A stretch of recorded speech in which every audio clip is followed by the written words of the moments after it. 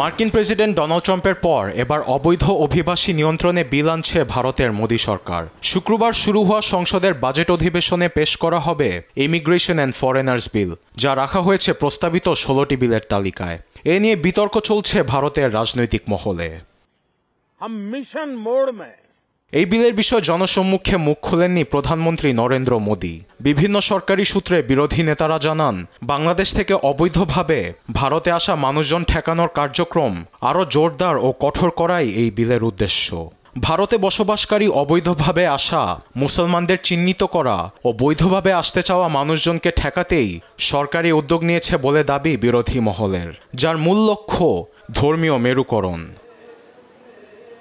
আইন বাস্তবায়নে বাতিল হবে ব্রিটিশ আমলে আনা foreigners act, passport entry to India act, regulation of foreigners act. সামনের বছরের মার্চ এপ্রিলে পশ্চিমবঙ্গ রাজ্যের বিধানসভার ভোটের আগেই সরকার ইমিগ্রেশন অ্যান্ড ফরেনার্স বিল পাশে জোর দিচ্ছে বলে ধারণা বিরোধীদের।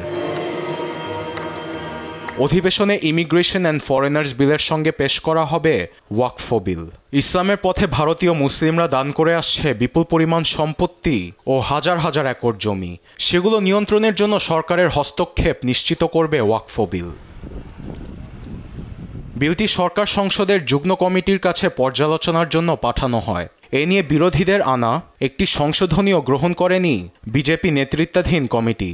এ বিল আইনে পরিণত হলে মুসলিমদের ধর্মীয় বিষয়ে হস্তক্ষেপ করতে পারবে মোদি সরকার।